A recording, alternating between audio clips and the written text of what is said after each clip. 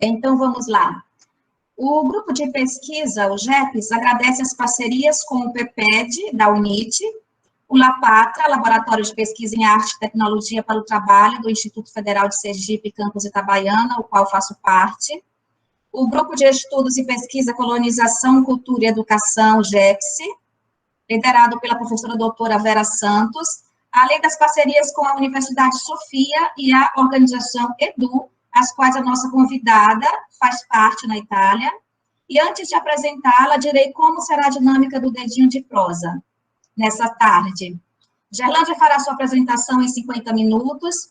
Em seguida, abriremos com a participação de vocês com dúvidas, questionamentos ou curiosidades. Entretanto, sintam-se à vontade para interagir conosco através do chat e deixar suas perguntas, que tomaremos nota para a convidada depois fazer as considerações. Peço a todos que permaneçam com seus microfones desligados durante a fala dela, para que não ocorram ruídos, e apenas sejam ligados quando forem fazer alguma pergunta. Também não esqueçam de desligar a câmera, caso queiram se deslocar, a fim de não desfocar a atenção da tela principal. Vamos para o currículo, então, de Gerlândia de Oliveira Aquino, graduada em Ciência da Educação na Universidade de Sassari, Sardenha, Itália, pós-graduação Lato Sensu em Pedagogia Intercultural, Universidade de Verona, Itália, mestrado Stricto Sensu em Ciências Humanas na Universidade de Sassari, Sardenha, Itália. Nessa pesquisa de mestrado, especificamente, ela fez uma análise sobre a educação das populações indígenas, citando as escolas da etnia Chucuru, do Ororubá, na região onde nasceu, município de Pesqueira, Pernambuco, Brasil. Atualmente, ela trabalha como instrutora de serviços educacionais de jardins de infância em Milão e faz doutorado no Instituto Universitário Sofia, em Cisa Valdarno, com a pesquisa intitulada Os Jardins de Infância e as Relações Interculturais, em cotutela com a Universidade de Perugia, na Itália. Hoje, Gerlândia trouxe para esse dedinho de prosa um convidado muito especial, o Gildo Chucuru, pertencente à comunidade Chucuru do Ororubá. No momento oportuno, durante a apresentação de Gerlândia, o Gildo irá ter o seu instante de fala, e ao final da apresentação, ele irá se apresentar para todos, ok? Então, nesse momento, a fala vai ser passada para você, Gerlândia. Vamos começar a apresentação, ok? Ok. Muito obrigada por essa oportunidade. Eu agradeço realmente à professora Diana e todos os organizadores por essa confiança também, né, de ter pedido para participar dessa tarde. Eu direi dessa noite, porque aqui na Itália é já noite, mas no Brasil é à tarde. Então, eu agradeço realmente de coração.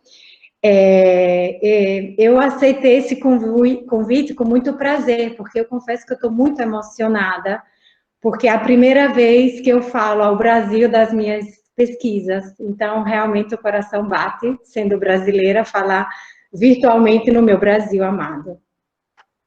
Então, a professora Diana pediu para mim contar um pouquinho a minha experiência como educadora, que encontrou em Paulo Freire as respostas fundamentais à experiência pedagógica. Então, eu vou pedir para a professora Diana ir passando os slides, porque eu achei que seria bom, assim, eu falando e também mostrar algumas imagens para vocês dessas pesquisas que eu fiz.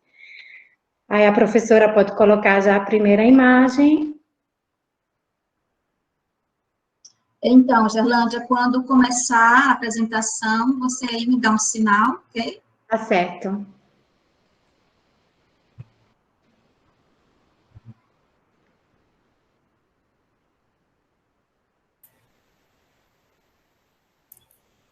Diana, não apareceu aqui para a gente, não. A gente está vendo a sua tela.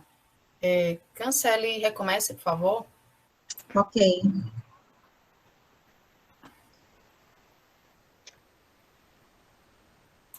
Então, a gente pensou... A tela inteira, né? Sim. Desculpe, faça como janela, uma janela. Lembre de deixar o arquivo aberto. Sim. Aí, agora, vá por uma janela. Quando aparecer a imagem do arquivo, aí você clica nele. Do arquivo, né? Uhum. Então, enquanto a professora está procurando, eu vou dizer para vocês que eu achei que seria bom a gente dividir esse meu percurso em 5 partes. Então, eu vou trazer vocês comigo para uma viagem em 5 partes. Vamos começar com as escolas dos sítios, né, as escolas rurais. Depois vamos conhecer a etnia Chucuru do Ororubá, o desafio da aprendizagem multicultural na cidade de Milão e também muito atual, que é a pesquisa no período da pandemia. Já apareceu a apresentação? Sim, a gente está vendo as singulares imagens, mas não a apresentação. Coloque em modo de apresentação, Diana, por favor. Já está aqui, já está visualizando. Já está, né? Uhum. Ok? Ainda não, ainda está em formato de slides. O Meet, essas 2 últimas semanas, tem tido umas instabilidades. Ele tem dado um pouquinho de trabalho para a gente. Quer tentar de novo, professora, sair e entrar para ver se consegue colocar a tela inteira? Nós ontem treinamos com a tela inteira, não foi, Gerlândia? Foi. Faça o movimento, Diana. Certo. Sim. Porque as imagens são importantes, porque dá para entender melhor do que a gente vai querer falar hoje. Eu começo dizendo um pouquinho a minha história, né? Eu sou brasileira, nordestina, do interior de Pernambuco, cresci na cidade de Pesqueira. Mas eu conheci Paulo Freire somente quando eu cheguei na Itália, quando eu comecei o meu curso universitário. E eu digo para vocês que eu fiquei muito, muito impressionada, descobrir quanto o método de Paulo Freire é conhecido no exterior. Muitos programas, cursos, movimentos de campanhas promocionais, educacionais. E isso me empolgou muito. Ok, professora, agora tá certinho. Pode ir na slide 4 já. Assim a gente vai... Então, essa é a primeira parte, né, que eu falei das minhas origens. Então, eu cresci no agreste de Pernambuco, no pé da Serra do Ororubá, em Pesqueira. Então, essa parte aqui que eu vou falar para vocês é da minha primeira pesquisa. Eu estava dizendo que eu conheci Paulo Freire somente na Itália. Eu não tive a oportunidade no Brasil, né, de ter conhecido muito. E me impressionou muito, porque a pedagogia do oprimido pode ser traduzida em lugares, contextos socioculturais, né? Quando teve o comunismo no oeste da Europa, em contextos como a África, na Ásia. Então, eu tive a oportunidade de conhecer diversas pesquisas sobre Paulo Freire. E eu disse, mas Paulo Freire, ele cresceu no mesmo contexto meu. Quer dizer, eu cresci no mesmo contexto dele, né? E logo ele se tornou o meu mentor, que nutriu a esperança no meu agir educativo, me encorajou muito. Ok?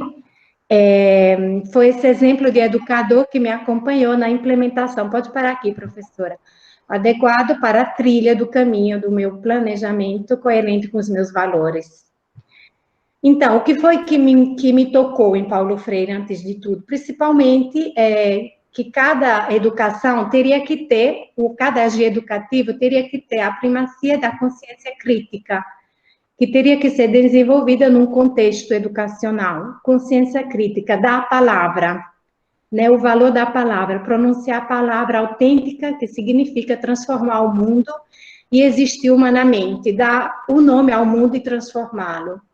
Então, eu falei para vocês que eu nasci no interior de Pernambuco, então eu sempre me perguntei, mas por que o currículo formal é tão longe do nosso contexto social, né? Porque a gente aprende coisas que nunca irá conhecer. Por exemplo, eu aprendi a desenhar, escrever a letra M, desenhando morango, mas eu nunca tinha visto um morango antes, né? Essas perguntas cresceram comigo.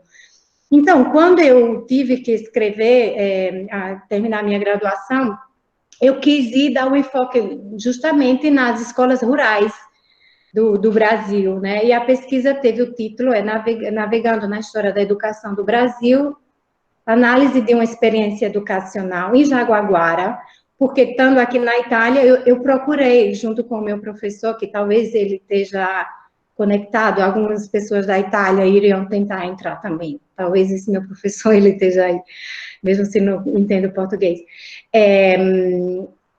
Essa experiência de Jaguaguara, que era realmente o contexto de Paulo Freire contextualizado nas escolas rurais. Pode ir para frente, professora. Essa escola ganhou o prêmio de Escola Paulo Freire no Brasil, no 2007, com o Ministério da Educação.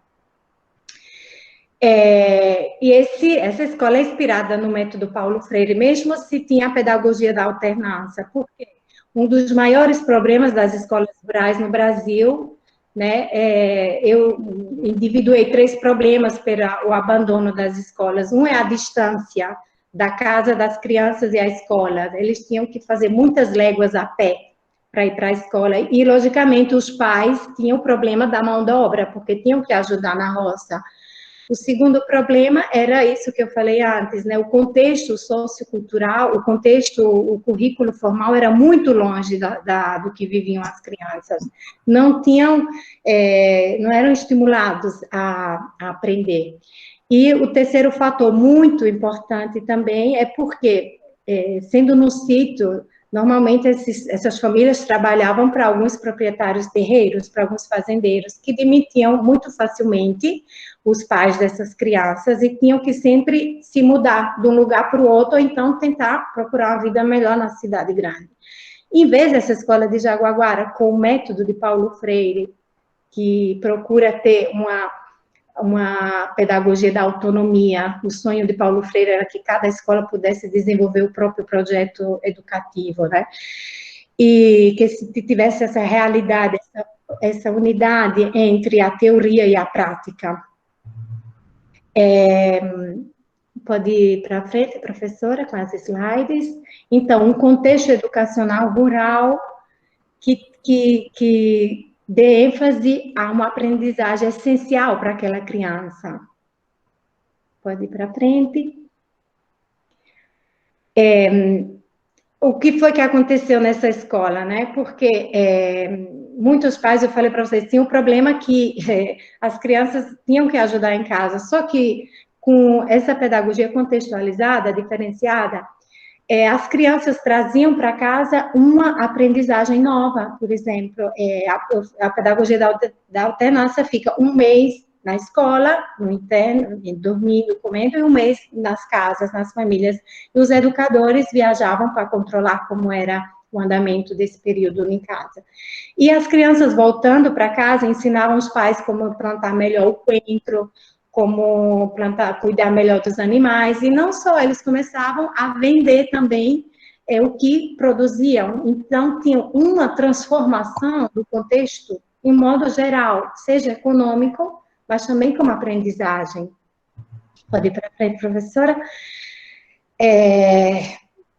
Que transmitia, então, do mesmo tempo, uma educação global, dando novas perspectivas para o futuro, de não ficar só naquela realidade, mas transformar aquela realidade, ok?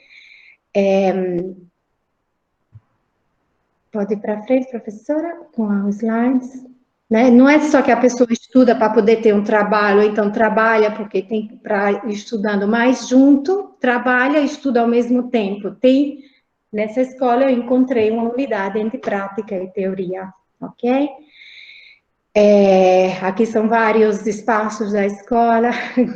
Teve um trabalho muito, assim, de tradução, né? Porque essa pesquisa levou muito tempo, porque teve toda a tradução também, mas foi muito apreciada aqui na Itália. Pode ir para frente. Como eu falei para vocês, teve uma transformação a nível econômico também das famílias. Então, aqui, o que a gente pode concluir dessa primeira, pode ir para frente, professora? Dessa primeira parte, dessa viagem que a gente está fazendo. esse método de Paulo Freire e Jaguar permitiu aos alunos de serem os primeiros agentes do próprio desenvolvimento. Uma educação baseada nas concepções holísticas do desenvolvimento humano, que abordava problemas relacionados com o contexto educativo das crianças, que mostra a atualidade do pensamento de Paulo Freire, que é inegável, e que não é proibido sonhar, ter esperança, ter projetos, a de lá do contexto onde se encontra a escola. Ok, então, para concluir essa parte, tem uma citação de Paulo Freire que eu gosto muito, pode ir para frente, a professora, com essas imagens, que diz, não vemos as coisas como somos.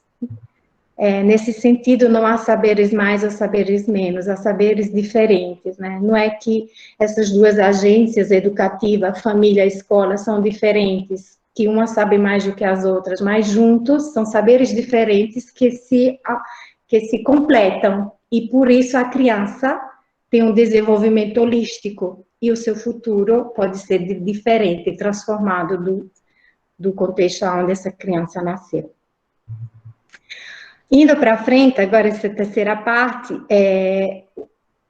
outro conceito de Paulo Freire que sempre me tocou muito é o diálogo na educação, que a educação tem que ser dialógica, que educandos e educadores se educam juntos.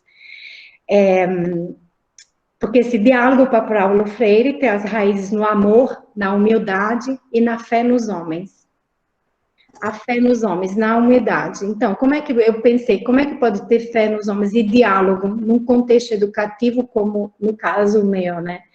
E eu me lembrava, assim, principalmente das minoranças étnicas, das populações marginalizadas, privadas dessa educação que é concebida por Freire, com a possibilidade de diálogo e o dom da palavra. E eu me lembrei de sempre, quando eu estava no Brasil, que a etnia Chucuru-Dororubá, de vez em quando, descia a serra e vinha para frente da prefeitura protestar, manifestar, pedir esse diálogo que não tinha, eles não tinham essa possibilidade. Então, na Constituição de 88, né, como tantos de vocês são professores, são educadores, conhecem, o Brasil reconheceu as etnias como povos brasileiros, né, deu esse reconhecimento, mas ficou muito ainda na teoria. E eu via, né, que essa população também do Chucuru-Dororubá pedia esse diálogo, pedia essa possibilidade de ser reconhecido com os próprios direitos. Mas eu também, assim, me perguntava, mas essa reivindicação pelo direito a uma educação compatível com a qualidade, a diferenciação que esses povos marginalizados pedem é um freio para a qualidade? Então, essas perguntas, eu quis encontrar respostas fazendo uma pesquisa nessas escolas. Foi quando eu fiz essa investigação sobre as populações indígenas no Brasil, né? E é o que eu vou agora apresentar para vocês. Só que antes de entrar nesse povo Chucuru-Dororubá, que com muito prazer eu quero apresentar para vocês hoje, eu vou pedir com vocês a permissão de Gil do Chucuru, para todos nós juntos, nessa tarde, entrar na aldeia do Chucuru-Dororubá, entrar nessa realidade, fazer uma fogueira virtual, para a gente poder conhecer essa etnia. Então, Gildo, com muito prazer, que essa pesquisa que eu vou apresentar não teria sido possível se não fosse a ajuda desse guerreiro, né? Então, eu dou a palavra para ele agora, antes de continuar com a apresentação dessa pesquisa.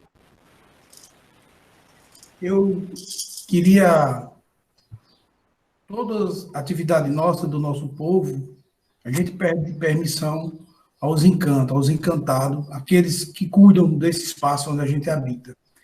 Eu quero trazer vocês para essa fogueira virtual, para essa roda de conversa, com uma proposta, para vocês sentirem toda a energia que emana do povo Chucuru, da Serra do Urubá. Quem puder, quem tiver a oportunidade de pisar firme no chão, se conseguir tirar o calçado tranquilo, senão não tem problema. Mas eu vou chamar vocês para uma conexão direta com os encantos do Chucuru do Ororubá. Né? Vocês vão sentir algo muito diferente para poder haver a permissão para que a gente possa falar sobre isso. E isso fique no nosso coração. A gente tem que vir para cá e tem que vir para cá, porque a causa é de todos nós. Tá bom?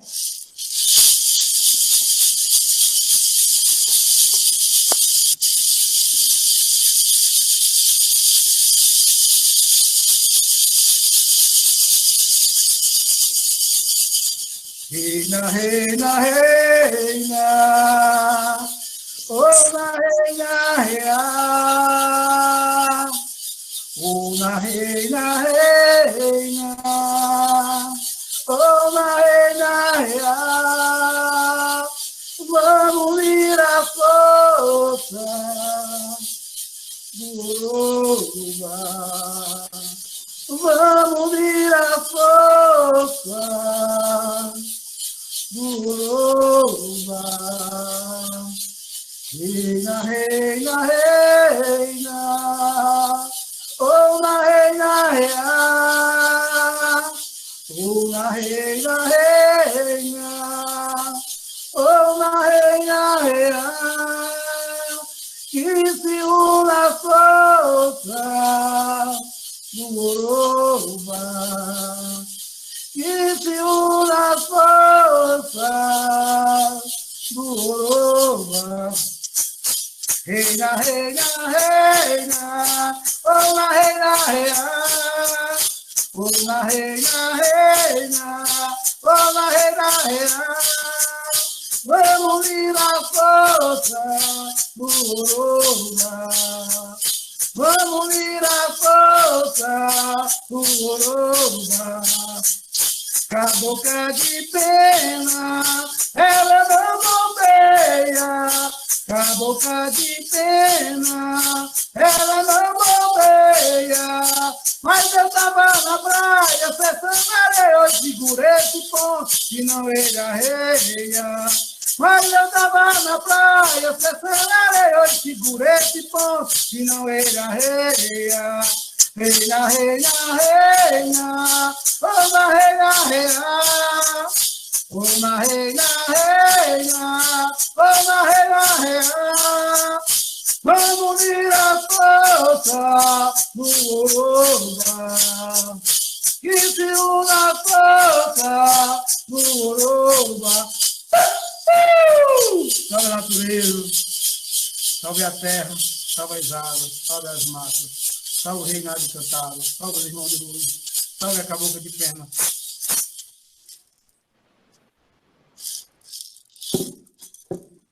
Obrigado, Gildo. Então, com essa energia, vamos todos entrar agora na reserva Chucuru do Ororubá. Professora, a senhora pode mostrar de novo as slides? Obrigada realmente por esse momento lindo, lindo, lindo, emocionante. Que a natureza nos transforma sempre. Agora, apenas a professora consegue mostrar as slides, então...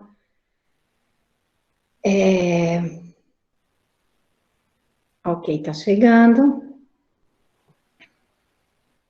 A pesquisa era isso, de querer saber qual era o desafio dessa aprendizagem na diversidade cultural dos povos do Chucuru do Ororubá, esse terceiro caminho que a gente está fazendo junto. Espero que ninguém tenha descido do trem, que continuamos essa viagem dessa noite com Paulo Freire. É importante não quebrar a corrente, vocês estão em uma corrente, tá, gente? A gente não vai encerrar ela agora, tranquilo? Ok. Então, os contatos iniciais dessa pesquisa, então, eu pude entrar na reserva indígena e, através de perguntas com as professoras, os alunos... Ok.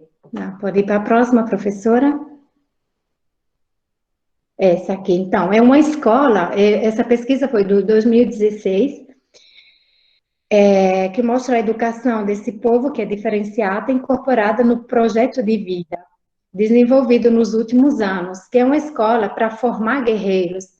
Guerreiros, de acordo com as informações recolhidas durante essa pesquisa, são sujeitos sociais que lutam pela terra, pelos direitos sociais, pelo fortalecimento da identidade indígena e atuam diretamente na vida do povo. Pode ir para a próxima, professora. Então, durante essa permanência na reserva do território Chucurus, eu descobri o forte compromisso que eles têm de manter a cultura viva desse povo, inclusive através da tradição oral dos toióis, que quer dizer os idosos da reserva indígena. Então, tem um legame entre a escola e os idosos, toda a comunidade é educanda nesse sentido.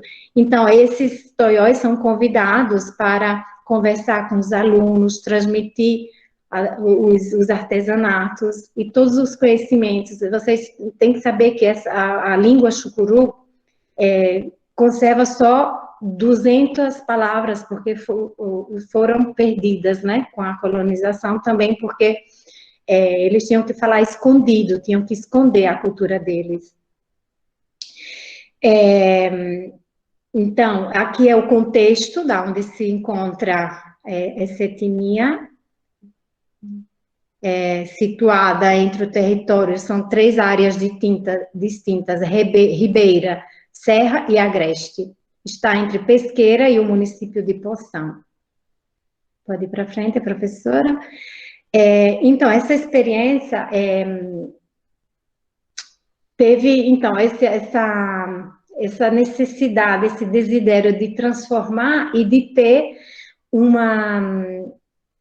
essa unidade com o contexto social. Para fazer só 2 exemplos para vocês. Até a merenda escolar passou a ser o controle exclusivo da comunidade, com os hábitos alimentares das crianças, e isso trouxe também muitas modificações na qualidade da alimentação, mas também economicamente, porque eram investimentos econômicos, o material, vamos dizer, a macaxeira, o cuscuz, os ovos, eram todas coisas compradas dentro que a reserva, que os chucurus produziam.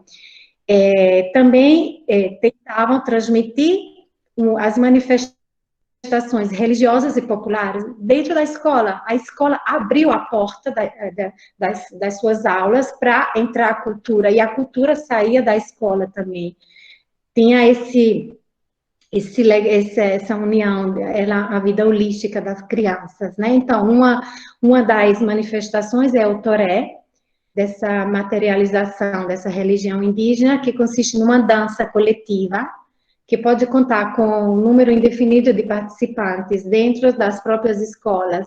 Eu pude participar também do toré, aqui a gente vê na escola, mas tem vários momentos do ano que qualquer pessoa pode participar e se sente uma emoção muito grande. Essa experiência que a gente fez agora de tocar o pé no chão, descalço. Vocês imaginam, muitas pessoas em círculo, dançando com esse ritmo, tocando a natureza, realmente tem uma energia. É uma cultura que há mais de 500 anos e é tão forte que não apaga, é dentro da gente, né? Desse caso, de cada um tem a sua cultura dentro, faz parte de si mesmo.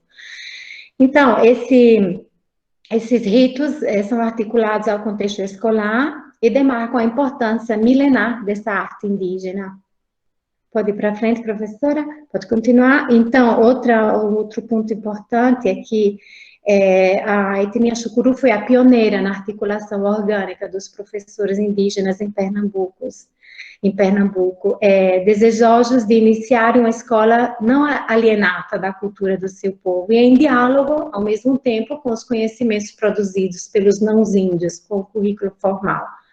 Né, esses são os primeiros professores que se formaram e tem esse desejo, alguns sentem a vocação de continuar ensinando na aldeia, de não sair dali, mas para continuar transmitindo. Então, o próximo slide mostra também que afirma que a educação indígena se aprende na comunidade, porque é na comunidade que está o contato com a terra, com os animais, com as tradições. Então, tudo isso faz parte do currículo da escola, dessa escola diferenciada. Nesse caso, os professores têm uma dupla função. Incorpora, né, eles transmitem esse conhecimento tradicional e, ao mesmo tempo, diálogo com a educação formal. Ok? Aqui são um exemplo de vários projetos, né, que fizeram. Vocês veem a berrita, se eu digo bem, Gildo, que tem esse significado muito importante, né? Barrentina. Barrentina. Argentina, porque você vê a forma, é a natureza que desce do céu e envolve toda a pessoa. O conhecimento vem através do contato da natureza do céu diretamente para a pessoa. Então, colocar esse chapéu tem um significado muito importante. Você vê até as crianças, né? Já começam, eles mesmos que produzem, aprendem a fazer isso. Então, ok? O próximo esse é um pequeno exemplo, né, da pedagogia de Paulo Freire, de um pequeno lugar onde tentou conquistar a sua escola, tentou conquistar essas práticas educativas que dialoguem com a educação formal, não separando, não vivendo como uma ilha, né, mas em contato com o que acontece ao redor.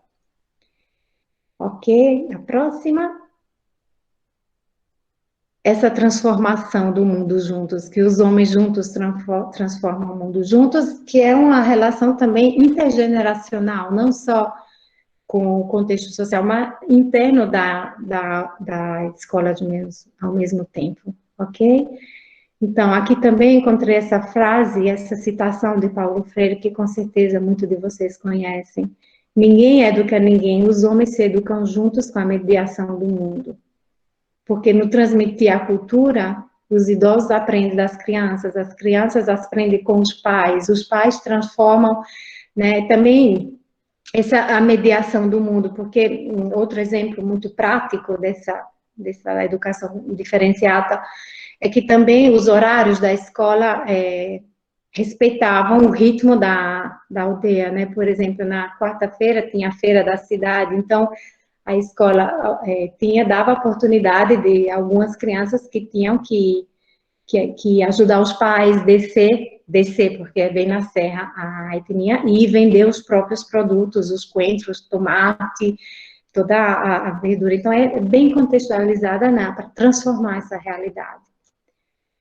Pronto. Agora, a próxima, se vocês ainda estiverem acordados e tiveram vindo comigo nesse caminho, né, que eu falei para você, que Paulo Freire é muito meu mentor.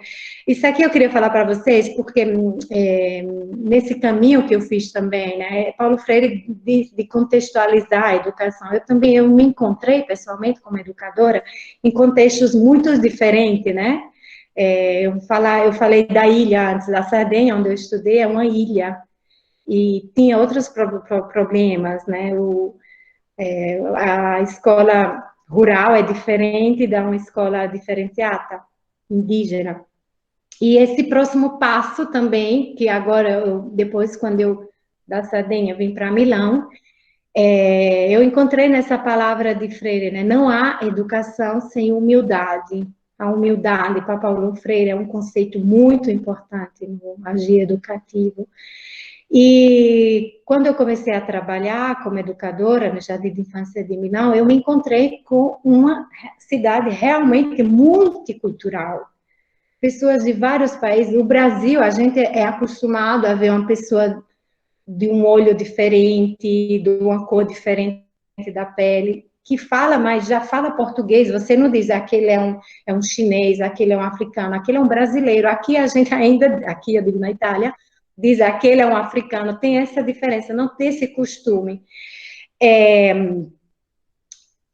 Então, por que eu falo da humildade? Eu quero trazer para vocês esse conceito de Paulo Freire hoje à tarde, porque eu experimentei na minha pele, não é que uma cultura, uma língua é mais importante da outra, não é porque eu, no meu caso, não sendo italiana, que tive que me inserir em outra cultura, eu poderia dizer para uma pessoa que chegou a menos anos do que eu, né? Você não fala ainda bem, mas a humildade é a base de qualquer processo educativo, né?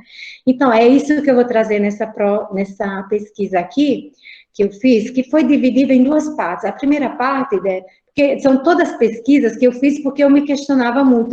Eu entrava num contexto, via algumas coisas, eu disse, mas como podemos transformar isso, né? Como é que esse ser, vamos dizer assim, como eu falava, é o mesmo contexto sociocultural de Paulo Freire, né? Tem no sangue o ser nordestino, o se questionar, o perguntar, sempre trouxe comigo, porque é a minha essência. Então, começando a trabalhar, eu comecei a perguntar, mas como é que as educadoras trabalham com essas muitas famílias de outros países? Como é que elas conseguem encontrar novas estratégias, novas formas de educação? Como é que elas conseguem conversar com uma pessoa que você vê que não está entendendo a tua língua? Então, essa foi a primeira parte da pesquisa, que durou 1 ano, nessas escolas estrangeiras, de muitos pais estrangeiros. Pode ir para frente, professora. E porque Milão é uma das cidades, é como do Brasil, todo mundo vai, vamos dizer, para o sul, para São Paulo, para procurar trabalho. A Itália é o contrário, vem do sul, saem do sul e vem para o norte. Milão é ao norte, é na fronteira com a Suíça. E a industrialização é aqui junto com Turim e Gênova, se chama o Triângulo Industrial da Itália. Turim, Milão e Gênova. Ok, pode ir para frente, professora? Porque a globalização, a multicultura está perto da gente graças a essa possibilidade de viajar, de encontrar outras pessoas. Então, nesse caso, esse desafio da multiculturalidade entrou na sala de aula também. Então, eu também quis fazer essa pesquisa no Jardim de Infância, porque eu vi que é o berço da educação. Essas famílias muito jovens vêm para a Itália e é o primeiro contato com as instituições educativas. Depois vão continuar o processo educativo, mas é ali que tem que colocar a base de um diálogo educativo, né? Por isso que a pesquisa eu quis realizar realmente nesse contexto. Pode ir para frente, professora. Ok, aqui algumas imagens, pode ir para frente também, para descobrir quais são esses aspectos profissionais. Então, eu expliquei porque quisemos partir realmente de Milão, e também, aqui é um pouquinho o contexto, né? Milão é na região a Lombardia, da Itália, no norte, tem a fronteira com a Suíça, muitos também trabalham na Suíça. Pode ir para frente, professora. A pergunta é, mas essas crianças, essas famílias, conseguem se integrar, né, nessa realidade cultural totalmente diferente deles, né? Muitos árabes, muitos africanos, ok? E eu também encontrei na pedagogia de Freire uma resposta, né? Eu fui procurar nas palavras deles essa ferramenta, ok? Então, a segunda parte, eu falei, antes eu quis conversar, investigar as educadoras, e depois, no ano seguinte, eu fiz esse trabalho com os pais mesmo, né? Porque aqui, se entendesse, através de questionários, perguntas, se eles se sentiam acolhidos, se tinham dificuldades, né? Porque vocês podem imaginar a diferença de chegar em outro país, não só a língua, mas a cultura, o modo de ensinar, o modo de constituir uma família é totalmente diferente. Se pensar aqui, ó, a realidade árabe, né? Que é totalmente diferente. Quando a gente tentou entrar em contato com os pais, o pai, não a mãe, o pai, feminino, né? Masculino. Eles entravam num contexto onde nós éramos mulheres, professoras, educadoras, e no contexto árabe, a mulher não tem nada para falar, tem que ser o homem que diz. Então, ter que pedir a essa pessoa de respeitar as regras, respeitar os horários, era difícil, porque na cultura deles, uma mulher não dá regras, é eles que dizem, eu chego quando eu chego, eu escolho o horário que eu chego, mas tinha que mostrar também que o contexto era diferente, eles tinham que se ambientar também, né? Então, a gente começou com esse questionário, ok, professora? Bem rapidinho. Aqui, com muita participação também, em várias línguas. Depois, o passo seguinte foi aquele de fazer um focus group para refletir com os pais sobre a realidade, se eles se sentiam realmente acolhidos, sobre a relação dos educadores, relação com o serviço educativo, né? Depois de ter recolhido todas essas informações, tentamos um diálogo mais próximo. E começamos a abrir as portas do Jardim da Infância, pedimos a esses pais, tá bom, vocês não se sentem acolhidos? Vocês não têm a ocasião de mostrar as vossas danças, os vossos jogos, as vossas origens? Então, abrimos as escolas e uma vez por mês a gente viajava num país diferente. Esse foi o primeiro, a Moldávia, que agora vocês vão ver vários momentos, ok, professora?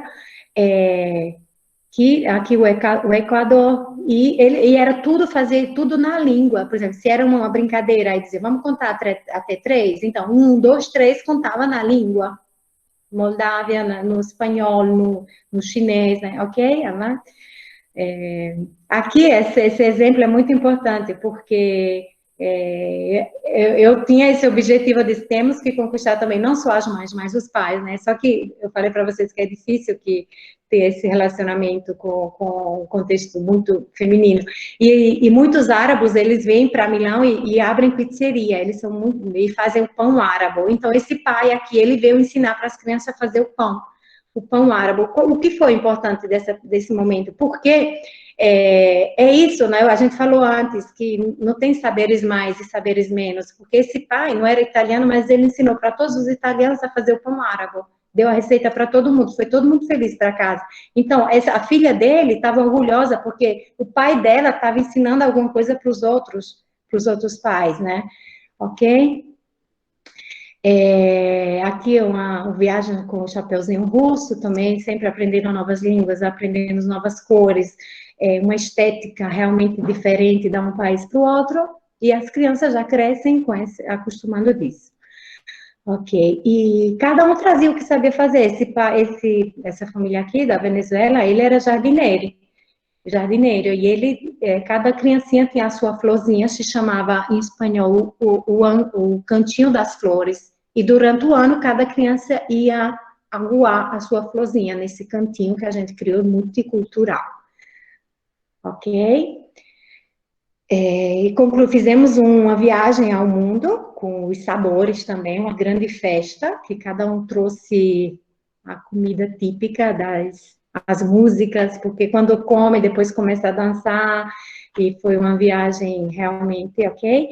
Em várias partes do mundo, concluímos com uma festa de verão, organizada por outros, era uma coisa contagiosa, porque cada um se sentia acolhido e trazia o que podia nessa pesquisa, ok? Também importante desse sentido o planejamento que tem que ser compartilhado, né? Uma dimensão organizacional com estruturas facilitadoras, porque Paulo Freire diz que precisa caminhar juntos, né? Não é porque você tem uma ideia, vai para frente, mas tem que ser compartilhada, tem que dar um passinho atrás, escutar o outro. É o diálogo que constrói a transformação do ambiente educativo, não são ideias singulares, mas a transformação juntas, caminhar juntos. Então, aqui foi um trabalho muito compartilhado com toda a equipe educadora. Então, podemos concluir nessa parte aqui, que também o diálogo é uma das ferramentas cruciais no Jardim de Infância multicultural de hoje. Freire ressalta que não podemos ensinar sem encontrar e mostrar como, através do diálogo, podemos conviver com as diferenças, aceitando o outro com as suas características. Então, o que posso concluir? O que é que transforma o Jardim da Infância hoje? Qual é o desafio multicultural? Só dois pontos eu trago para vocês dessa pesquisa. Que a família estrangeira é um recurso para as crianças italianas também, porque reconhecendo as diferenças da cor da pele, das palavras diferentes, são educadas desde cedo a respeitar as diferenças, né? E também, nesse caso, é importante o papel, a função dos educadores, que é como uma ponte que está entre a família e as instituições, né, que faz essa importante função, que constitui o elo entre a escola e família. Ok? Então, aqui, né, a importância que Freire fala da humildade, que os homens que não têm humildade não podem se aproximar ao povo. Nesse sentido, cultivar a humildade significa aceitar que o outro também tem algo para me ensinar. Então, a pedagogia de Freire é aquela do amor, da palavra, da conscientização, mas também da humildade, do diálogo, tem que ser um diálogo humilde. E a última parte dessa viagem, né, o último caminho que a gente vai fazer é da esperança. Não tem diálogo quando não tem esperança, Freire diz. Eu acho assim, se eu pensar, cada um de vocês que estão nesse chat, nessa meet, eu acho que todos vocês, nesse período, teve que buscar uma esperança dentro, porque a pandemia realmente foi difícil para todo mundo, em qualquer contexto, familiar, educativo, do trabalho, né? E esse princípio basilar da esperança enfatiza que não tem diálogo sem esperança. Desistir da esperança é também uma forma de silenciar o mundo. Afirma também Freire que é um processo educativo. Se os sujeitos não têm esperança, não tem encontro, não tem educação, é tudo vazio e estéril. Eu também me perguntei, né, nessa época que... Ok, pode parar nessa aqui, professora. Como colocar em prática essa pedagogia da esperança? Já que não tem ocasião de encontrar ninguém, estava todo mundo fechado em casa. Aqui, Milão foi uma das primeiras cidades que a pandemia, que o coronavírus invadiu, transformando tudo. Todo mundo fechado, nada de relação com ninguém. E todas as relações eram mediadas por a tela de um computador. Mas eu entendi que de qualquer forma, essa educação tinha que ser alimentada também pela esperança. O ensino à distância tinha que se transformar em um ensino de proximidade. Com os meios que tínhamos, né? Porque também eu acho que quando o Paulo Freire começou a educação transformadora no Brasil, ele não tinha outros meios, ele não tinha nem um computador, não existia, com o que tinha, ia transformando a realidade. Preenchendo, então, tentei também preencher com o máximo com os canais comunicativos. Não tinha presença física, né? E vocês pensam como é transmitir conteúdos educativos para uma criança que tem menos de 3 anos? Como é que eu posso mostrar para ela, através de um computador, que eu estou transmitindo alguma coisa para ela? Eu disse, então, teria que ser com o calor da minha voz, com a minha alegria, com a minha positividade, além do conteúdo. E uma experiência bem prática, assim, que eu encontrei esse modo, eu comecei a tocar o violão, porque o meu irmão me ensinou um pouquinho de colocar umas notazinhas. E eu vi que tocando violão, procurando canções novas, enriquecendo com animações, né? Isso aumentou muito a minha preparação, porque no transmitir alguma coisa, eu tinha que aprender a editar os vídeos, notas musicais diferentes, adaptando-os para gravar e filmar do jeito que a criança percebia, ia poder transmitir. Foram coisas muito pequenas, né? Mas nada de extraordinário, mas são essa esperança, aquelas energias educacionais que você não encontra sem estar com a esperança dentro. A esperança é aquilo que fazia além das dificuldades, encontrando um caminho para não desistir e realmente furar aquela tela, entrar naquela família, entrar em relacionamento com as crianças, porque nessa idade, principalmente, o que alimenta é o relacionamento com a criança. Como é que eu faço um relacionamento tão distante? Então, esse modo de encontrar canções foi um modo para furar aquela tela do computador e muitos pais continuavam dizendo, mandem mais músicas, e foi um modo para entrar nas famílias e manter aquele relacionamento além da distância física, né? Ok, professora? Então, por isso que eu digo que não é um ensino à distância, mas um ensino de proximidade. Se tem a esperança, mesmo com a distância física, se transforma em um ensino de proximidade. Então, Freire diz que o diálogo educativo está enraizado no amor, na consciência crítica e na esperança. Para concluir um pouquinho essa viagem, né, que muito simplesmente eu quis fazer com vocês nessa tarde, através dessas minhas reflexões, eu gostaria de concluir com essa frase de Freire, né, que diz: eu não quero ser lembrado, eu quero ser reinventado. E foi isso que eu tenho procurado fazer nos vários momentos da minha experiência de trabalho. E é isso que eu quis transmitir para vocês hoje. Muito obrigada. Eu me chamo... This call is now being recorded. Eu me chamo Gildo Chucuru, né? Sou do povo Chucuru do Ororubá, né? A gente não chama mais etnia, mas chama povo, né? Eu costumo dizer nas minhas apresentações que eu sou um eterno aprendiz da Escola Fé e Política Padre Huberto Plume, né? Que é uma escola aqui do Regional Nordeste 2 da CNBB, né? Eu faço parte do coletivo Jupac Crecá, dentro do nosso território do povo Chucuru, que é um coletivo que trabalha com a agricultura ancestral, onde a gente aprende a plantar, trazendo como aprender com os nossos antepassados e com os nossos mais velhos, os nossos toipes. Isso é importante para o nosso povo, a gente tem esse trabalho, porque a gente planta e colhe para a gente, para os espíritos, para os animais, todo mundo faz parte disso, o planeta não só é nosso, muitas vidas existem dentro dele, a gente tem que ter esse cuidado, né? Eu tive a oportunidade de ter uma formação em ecumenismo e diálogo interreligioso no SESEP, em São Paulo, né? Eu tive essa oportunidade durante 3 anos de fazer essa formação.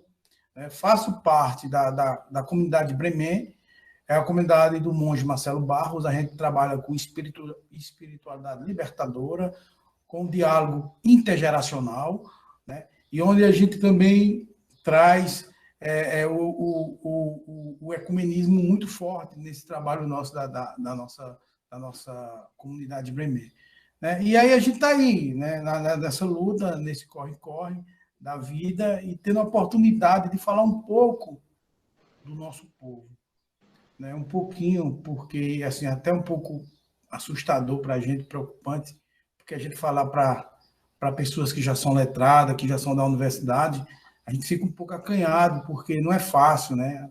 A linguagem, a forma de se expressar, às vezes a gente fica um pouco tímido por nunca ter participado ou nunca ter tido na universidade, né? Participando como aluno, como aprendiz. Eu gosto de usar muito a palavra aprendiz, né?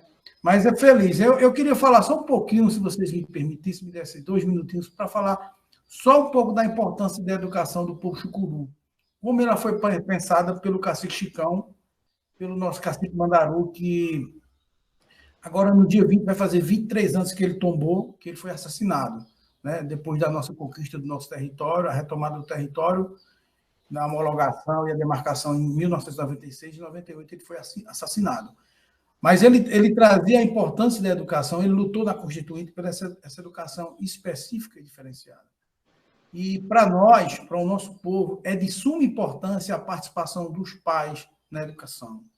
As nossas escolas é uma coisa que muitos municípios fizeram, muitos municípios fizeram uma coisa chamada nucleação para diminuir gasto. O dinheiro público tem que ser gasto com o público, ele não pode vir para o bolso das pessoas, isso é fato. E nós não aceitamos, dentro do nosso povo, a nucleação. Nossa escola tem 5, 6, 8 alunos. Por quê? Porque é importante que a família participe do processo da educação. É importante que a criança aprenda a fazer seu maracá. É importante que a criança aprenda seus tacóis, aprenda a falar as palavras que restam ainda. É importante que os pais participem do processo de educação do filho. Porque nós não aceitamos que o nosso filho saia de casa às 6 horas da manhã para estudar às 7h30, para estar 1h30 se deslocando. Não, a gente não aceita, porque a gente acredita que a educação, o cacique Chicão trouxe isso para a gente, que a educação se faz junto com as famílias. Está todo mundo junto, porque os nossos OPIPs, nossas crianças também aprendem a plantar, a cultivar, porque se tiver com 18, com 20 anos, não vai conseguir cultivar. Não se explora, mas é importante que ela participe desse processo, dela entender como se faz, porque toda ação nossa, a gente aprende que a gente tem que pensar, pelo menos na nossa 8ª geração, ela é importante, porque senão vamos perder. E é importante que os nossos filhos, nossos netos, nossos bisnetos também possam viver nesse mundo nosso. Então, a educação para a gente ela é muito forte. Eu queria só dizer mais 2 coisas. Nós, no nosso povo, nós não temos formatura da ABC, ou temos, mas é totalmente diferente. Na formatura do ABC, nossas crianças vão receber seu manto sagrado, sua barretina. É importante você ter sua barretina, saber a importância disso aqui é que protege nossa sabedoria. Isso é que nos dá força, livros do mau pensamento, da destruição, né? E nas nossas formaturas, que a pessoa chama 3º ano, os nossos vão todos receber seu diploma pintados com a tinta do guerreiro, né? E onde a gente vai usar a barretina, as pessoas às vezes se assustam porque na nossa formatura não tem o nacional, na nossa formatura tem ponto, tem toré, tem força, porque tudo isso é força, é trabalho para poder enfrentar o dia a dia lá fora, porque ainda há muita discriminação. Mas é importante esses espaços para nós, para os originários, porque outras pessoas precisam nos ajudar nisso. As pessoas precisam confiar em nós, porque proteger a natureza talvez seja uma palavra moderna, mas ela é tão antiga que está voltando à moda. Porque senão, gente, nós não temos 2 planetas Terra, nós só temos um. E nós brigamos, nós lutamos para defender, não para dizer que é nosso, mas a nossa briga é pela defesa. E a defesa é da cultura, é da educação, porque já basta genocídio e etnocídio dos povos originários. Obrigado. Acho que falei demais, né? Ótimo, obrigada. Nada, Gilda, foi um prazer, a sua fala é excelente. Nós que agradecemos a esse momento, você está aqui conosco. Maria Gerlândia, o chat está bombando, já tem várias perguntas, então eu vou começar, porque pelo tempo, né, daqui a pouco está na hora da nossa conclusão, e eu preciso colocar aqui o que as pessoas estão falando, né?